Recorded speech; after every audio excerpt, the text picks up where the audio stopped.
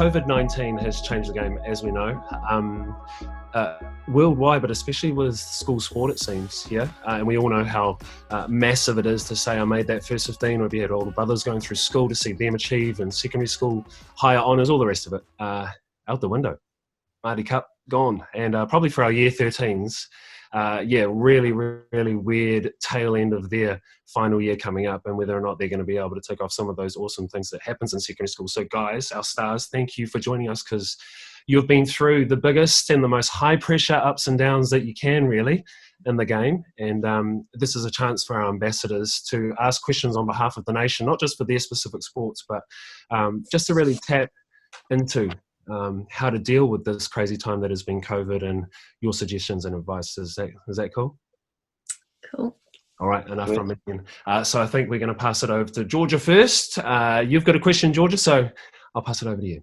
Cool. I just wanted to start off with, do you guys have a bit of a message for our year 13s who are feeling a little bit stressed, not quite sure how their seasons are going to take place? For some of them, year 13 or their last year of school is when that might be their chance to play their highest level of netball, and for some of them it's the beginning of a pathway onto making the All Blacks, or cracking into provincial rugby or something like that. So do you have a message to year 13s about the uncertainty that they're facing at the moment? Maybe Gina, we'll start with you. Okay, sure. That's a really tough one. I mean, sport in school is something that, is always enjoyable, and you get to play with all your mates, and it's so much fun, and you're right, it sort of leads on to that next thing. I guess there's nothing really to be done about the fact, that we're missing out on tournament weeks and things like that. So I guess it's looking to what's next, and I think that's something that we learn a lot and talk about a lot in our sporting environments, is that something's always going to happen. Mistakes are going to be made. So what can you do next? What can you focus on, or there might be something else that pops up, I guess, that you can, put your foot into and really get stuck in that way. I guess it's, nothing's going to be like a miracle sentence that can be like, oh, this is what you can do, but hopefully other opportunities arise, I guess. Yeah, trying to flip everything, if you can, as hard as it is, to a positive in those moments, it definitely helps if you can. Tim, your thoughts, bro? Yeah, I think it's very strange and obviously a unique situation.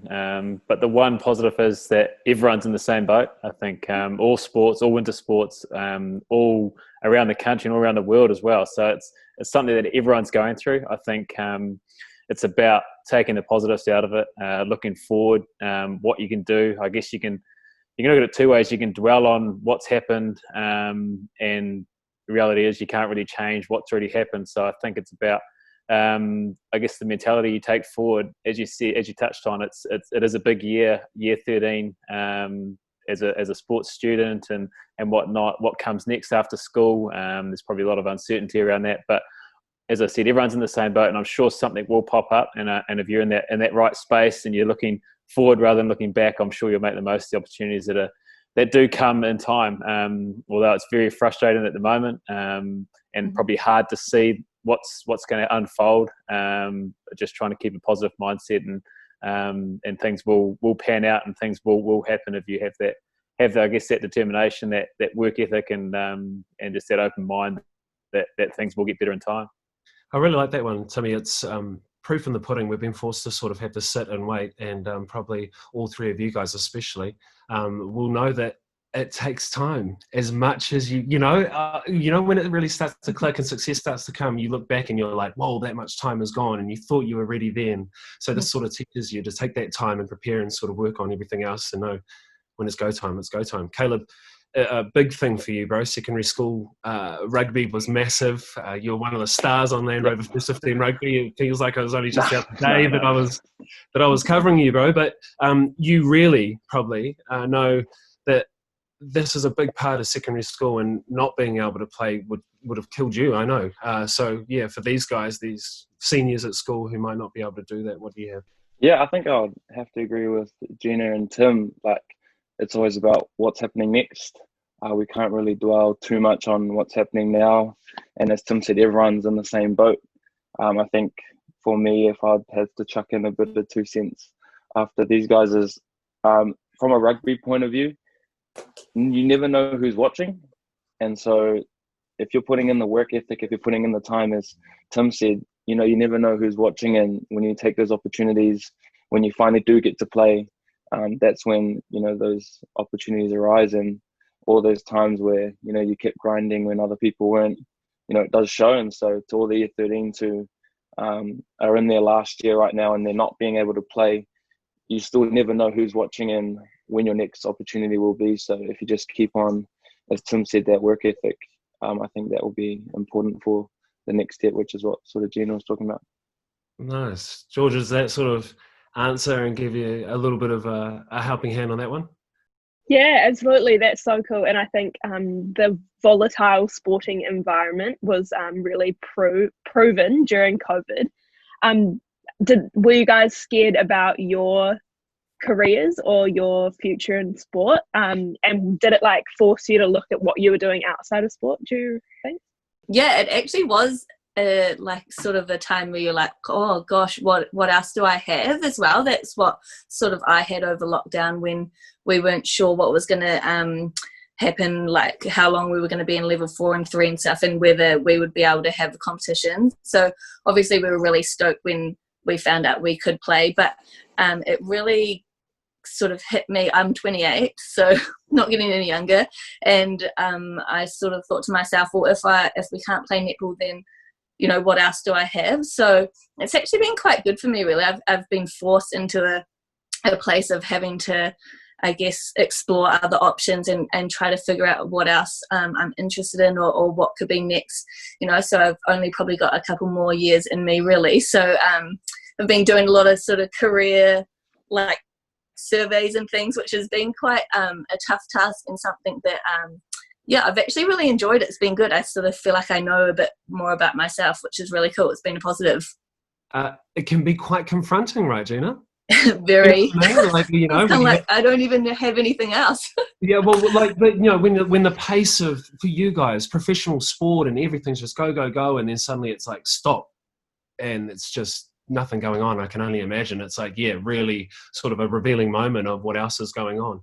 Tim, for you, my friend, you were lucky to be able to get it out of the way, but the IPL and all the rest of it, that's, we have crew with Sky who all their gigs over there got dropped and stopped. So still affected with the cricket boys as well. It would have changed a bit of uncertainty for you too, mate. Yeah, I think less so than Gina and Caleb.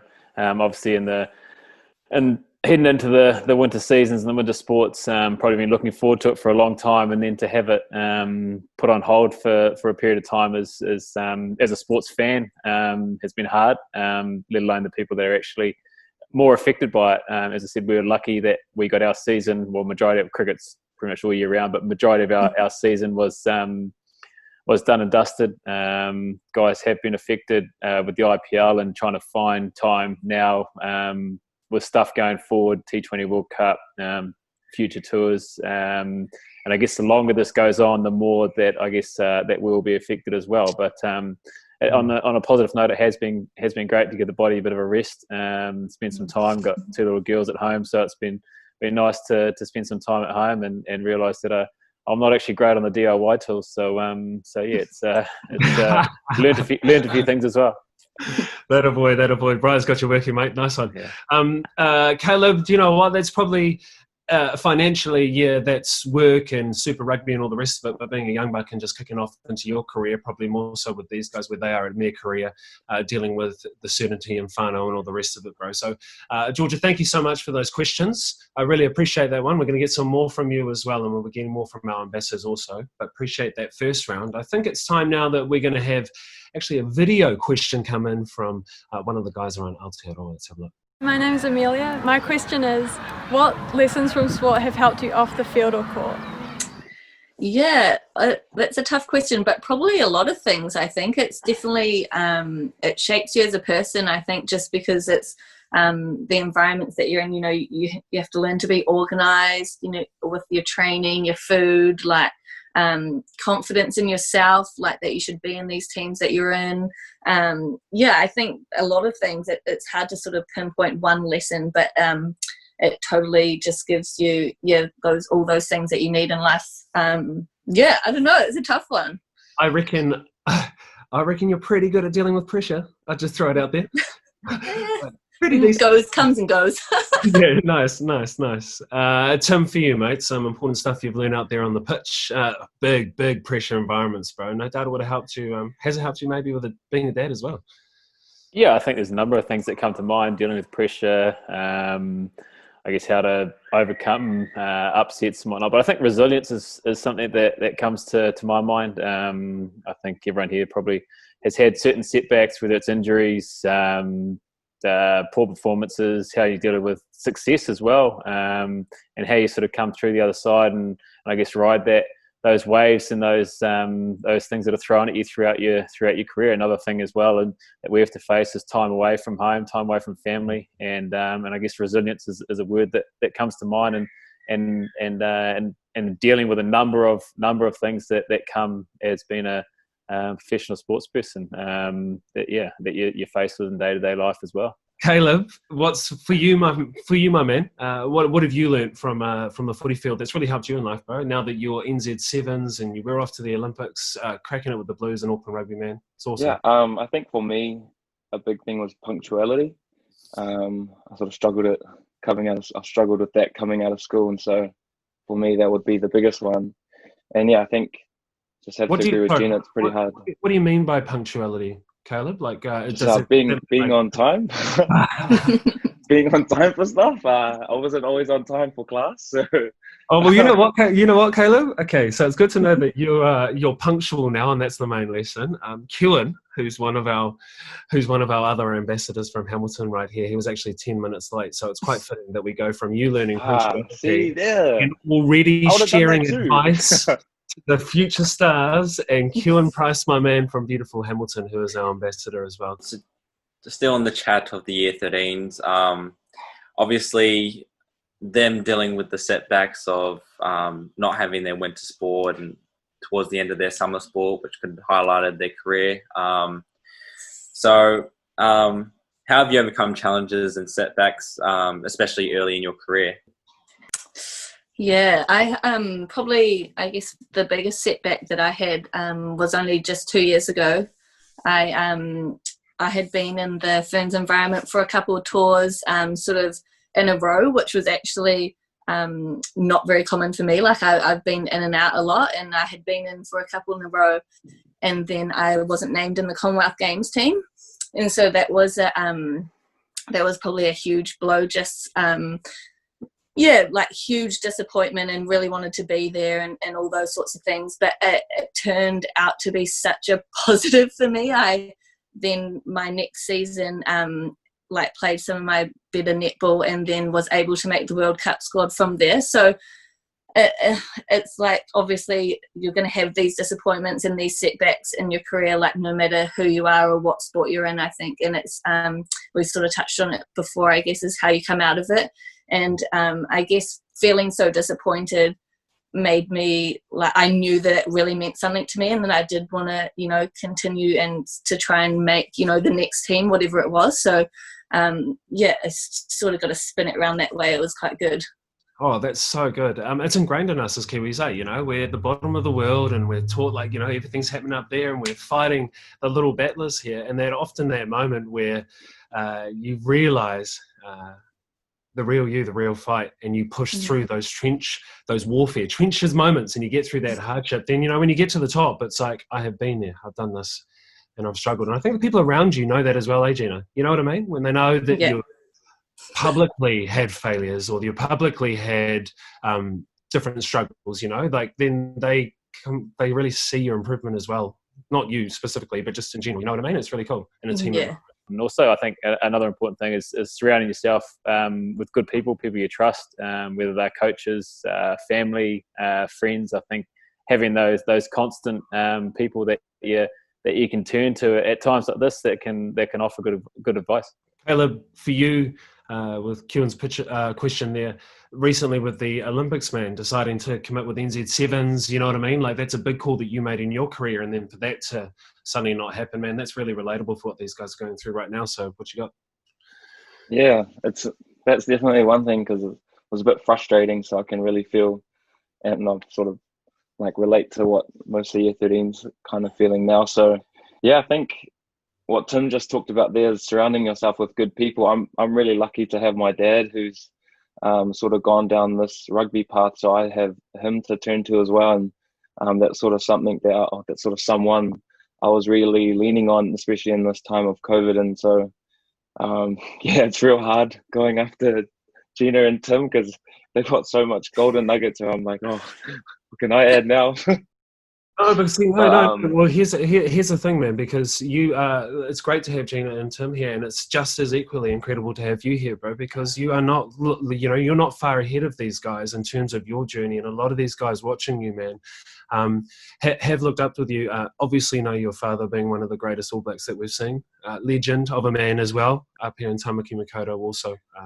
So you're bringing everything but value, bro. So it's really interesting for them because you're relating, bro. You know what I mean? Like you are. So don't worry about that, bro. Your struggles are just as much as mine and everybody else's, bro. Let's go to another video then. I am getting text message told that we are good to go for another question from one of the guys at home. Let's check it out.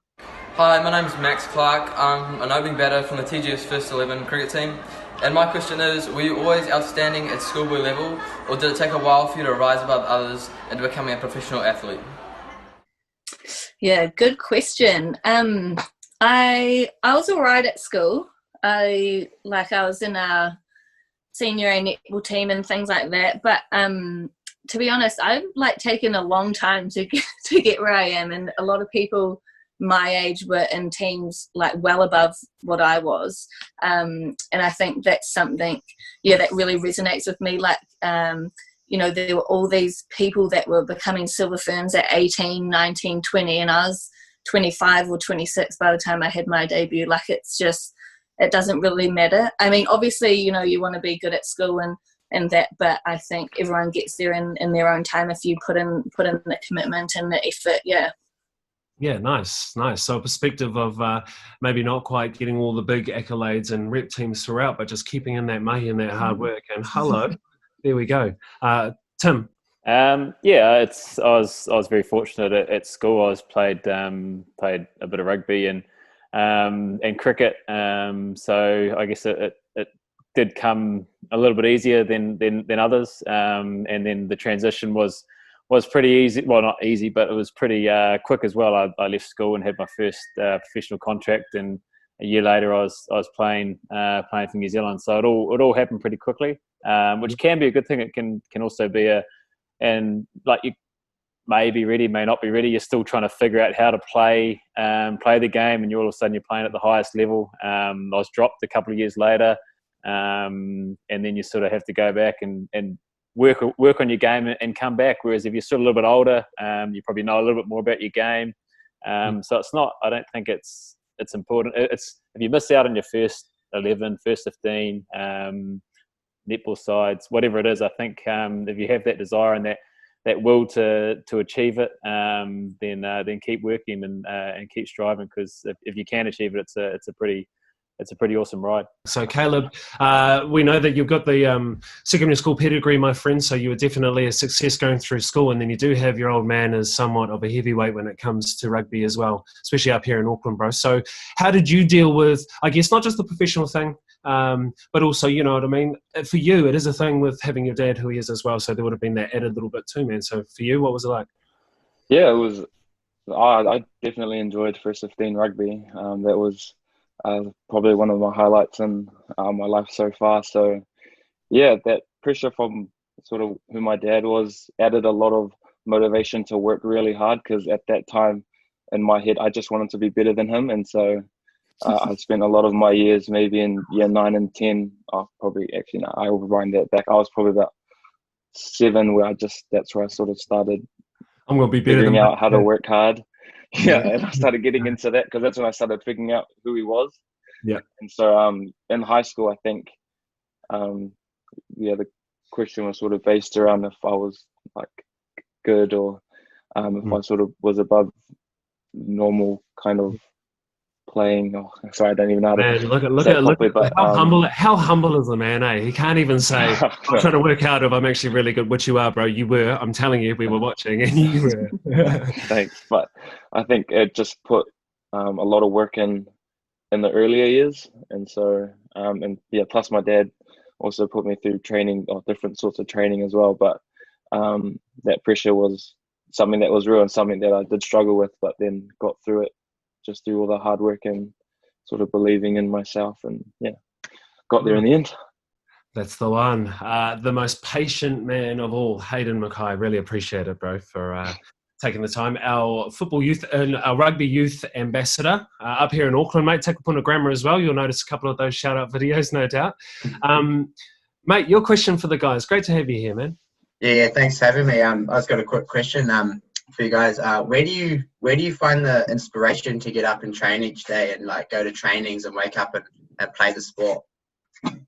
I think for me, when I think I was about, so I have an athletics background. I was like always hearing Jordan's name when I was doing athletics. If you guys don't know, he was a sprinter. He won the Trans-Tasman 100, 200. That's Jordan's background, guys, if you didn't know. But I did not know this. No, yeah. The third at the World Junior Decathlon. I mean, I don't know. See, there it is. I don't know. But, I maybe had to make a decision, but I don't know. But I think for me, I think I was about 10 years old when my dad put me into training with this Tongan coach, and that's where I really learned the essence of working hard. And especially there was times where I didn't want to go, times where I was crying, times where I was vomiting, and that's sort of became, it wasn't my normal, but it became a part of my routine and who I was. Not who I was, it sounds pretty dramatic, but it just became a part of me. I'm working hard, and so that's where I sort of got the motivation to keep going and waking up and getting ready for training. And then plus I'm a really competitive person, I've got a really competitive spirit, and so I want to wake up and work to become the best that I can be, and just see how far I can go in this rugby journey or sporting journey. So that's sort of what gets me up in the morning. Nice, man. I think you really worked out and found out what clicks with you, eh? If it's spewing up and training in the morning and you know what I mean? Like, hey, it works for you, it works for you. Tim, what about you, bro? I think it probably varies at different stages throughout your career, but I think one thing that's always been there for me is the realization that got the opportunity to represent your country, and I guess those your friends and family and whatnot. But it's also fulfilling and living a childhood dream. Always wanted to be an All Black, couldn't be that, so had to settle for a black cap. So I guess it's understanding that I guess you're like, as a kid growing up, all I wanted to do was play sport, and now I'm doing it for a job. That love for it shouldn't change, and I think that's one thing that stuck true to me is sort of doing it because I loved it as a kid. Happen to be doing it as a job now, but it's something that sort of gets me out of bed, and also that the fact that we can't do it till we're, as much as we would love to, we can't do it till we're 65, 70 years old, like most jobs. So you kind of got to make the most of it, and sort of every day you waste is one you won't get back. How's the golf game, Timmy? You can do that till you're 65? Yeah. There's a lot of work that needs to be done though between now and then. So that might be post cricket. Nice. Gina, what about you? Yeah, I think Tim, you nailed it on the head, really. It's just, you got to remind yourself that you're so lucky to be doing this as a job, and even when you have to get up to do like the yo-yo test or a bronco or something that just completely sucks, it's definitely not the worst thing. And just the enjoyment, I think, as long as you're enjoying what you're doing, it's pretty easy to get up for it. Hayden, because you waited so long, mate, I'll let you get another one out to the team. Maybe just how do you deal with the pressure of constantly having to perform in front of, mainly for you, Tim, on when you get given the ball for the super over, how do you make sure you stick to put the ball in the right spot? How do you perform in front of the thousands of crowds that's watching? Nice. Obviously the super overs weren't too great this summer, but it's that position, I guess. The satisfaction that comes with, for me, being a bowler and being able to win a game for the side, bowling the last over, or doing that crucial thing. I think that's something that really sort of gets the fire burning, the feeling that you get when you do achieve that, I guess, overcomes that disappointment when it doesn't come off. But I think one thing that comes to mind is trusting that you've done the work leading into it. So if you are in that position, that you've given yourself leading into that game the best opportunity to have success. As we know, as all sports people here, you can't have success every single time. So I think it's about not beating yourself up when things don't go your way. And also in saying that, not getting too far ahead of yourselves when things do go well. Enjoy it, learn from it. But trusting that you've done the work leading into it, that if you are in that position to I guess, get your side across the line or make a change, make a difference in the game, you've done everything you possibly can leading into it, that you can pull it off, and hopefully that happens more times than not. Kearns and Georgia, we're going to get to you shortly, just after we've got this video message as well for another question for the guys. So, yeah, another one in from the guys around Aotearoa. Let's find out. Hi, I'm Caleb Week and I go to St Paul's Collegiate School. My question is, if you could tell your 16-year-old self something, what would it be? Thankfully, I don't have to answer that. What are you guys going to be doing? Hey, good school. Nice, man. So what do you think? We'll go to Jenny, you first. If you could tell your 16-year-old self, I love that, something now, sports related, what would you say? Yeah, crucial. Yeah. Yeah, there's probably a lot of things that come to mind that is not sport. But anyway, probably for me would be just not to compare yourself to other people. Sort of touched on it earlier. People, even when I was 16, there were people my age making the Ferns and making under 19s or NPC teams and things like that, and I wasn't. And I guess that sort of, you start to think that you're not as good and all those sorts of things. So yeah, that'll probably be my main thing that I wish I'd known then, that it'll all be all right and that everyone gets there in their own ways. Nice. Caleb? Other than go to class, it would have to be confident in sorry, I did go to class. I passed all 3 levels, just saying. Make sure you go to class, and also have confidence in who you are. I had a great conversation, I think when I actually was 16, with Waisaki Satutu, who's Hoskins Satutu's dad as well, and Hoskins was sort of struggling with that, having a dad as a rugby player, sorry. And so what Waisaki said to me is just, be confident in who you are. You don't have to become anything else more than just who you're created to be. And so I took that into year 13, and that's sort of what helped me. So nice. Yeah. I like that. That's really cool, man. Really cool. Tim? Both summed it up pretty good. But I think looking back, I touched on it earlier, and I think the enjoyment factor, the freedom that you play with when you're a kid, when you're young, and I guess you're a little bit naive, you just sort of go out and you play your sport because you love it. So I think holding on to that and just enjoying all the opportunities and all the challenges and I guess all the things that come your way as a youngster. It's there's a lot of life ahead of you and a lot of things that you'll achieve in your time, but just enjoying it along the way. Georgia, you kicked us off. You got another question for the guys. We'll probably grab one from you, one from Kearns, and then we'll probably have to do the wrap-up. Yeah, absolutely. So obviously we're really excited to see you guys back out on the sports field or on the court. So what's next for you guys? What are your goals? What records are you trying to do you want to smash? Or what are you going for? So I play for the Steel, who are always a team that's not expected to do much. Which well, really? People seem to just count us out a lot. So just the most successful franchise of all time. Okay. No. So yeah, just really wanting to have a good season with the Steel. And since COVID has happened, the finals have sort of been switched around a wee bit. So you have to be team 1 or team 2 to get into the finals. So it's pretty cutthroat now. So that's what we'll be going for. Yeah. Tim? Yeah. It's a little bit different for us. We're uncertain of what's next for us. It's just about being ready for what's next and I guess adapting to to what's next, because we're so used to having things, I guess, planned out for us and knowing what's next. It's a little unusual. So just being ready for when it does come. Nice. Caleb, for you, Maro? Oh, yeah, Super Rugby Aotearoa's coming up, so pretty much just want to win that, which will always be good fun because you're versing the other New Zealand teams and we don't really like them. So, yeah, can't wait.